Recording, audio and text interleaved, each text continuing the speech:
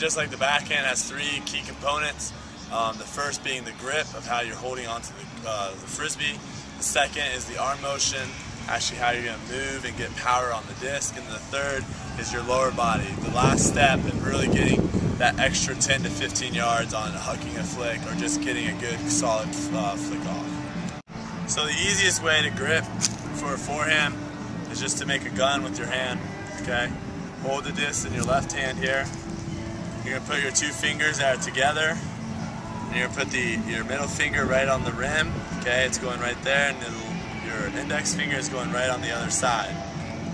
Then your thumb's going to go on top, and it should be on the ring. You shouldn't want to have it cocked way back here. It shouldn't be here. You want to put it right on the ring, somewhere where it feels kind of comfortable in your hand.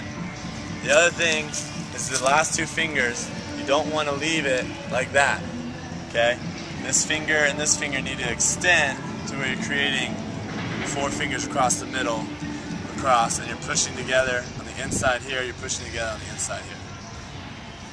Hey guys, I'm here with 2010 National Champion Alex Hill, and we are going to go into the next phase of learning how to throw a forehand.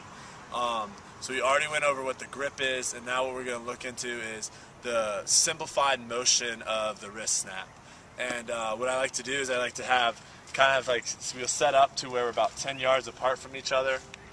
And once you have your grip, what you want to do is you want to keep the disc vertical.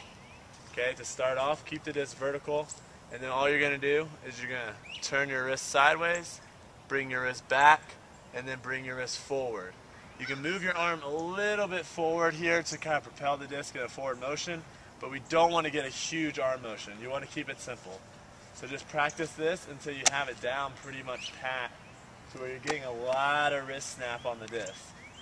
And you'll see, if you watch, neither one of us are really moving that much with our arms. It's all in the wrist.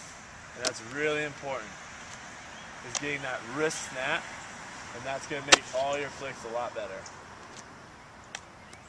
Okay, if you're struggling with really getting that rotation on the disc, if your disc is still wobbling a little bit, one thing that you can think about is if you were to kind of snap someone with a towel, a wet towel, you're going to go through and quickly snap your wrist at the very end.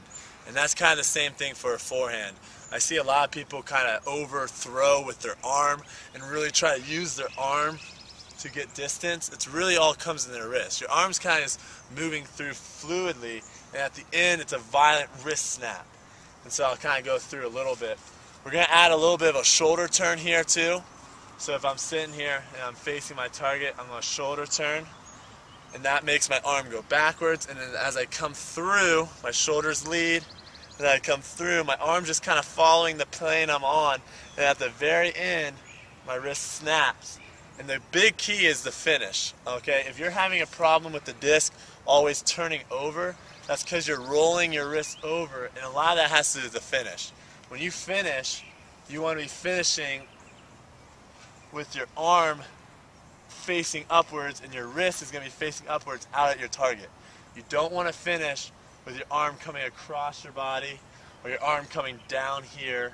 You want to finish with the arm coming straight up and you're sticking it right there. And one thing I'll just show you real quick is you can throw a 30, 40 yard pass without much arm motion at all. It's a lot in the wrist. So I'll try to do my best not to use any of my arm. And so with little arm motion there, you know, I threw something 30 yards. So just make sure you're really focusing on that wrist snap at the end and really finishing your throw. Okay, so now we're going to add the lower body, what it should be looking like when we're throwing a forehand or a flick. And what it basically looks like is if I'm even with my target, okay, keeping everything the same, the shoulder turn, the grip, the wrist, everything the same as far as the upper body goes. All you're going to do now is you're just going to take a little baby step forward as you bring the disc back, baby step forward, and as you hit is when you should be releasing the disc. You shouldn't hit the ground with your foot and wait for the disc to come through. It should be all in one motion. So I'm back and I throw.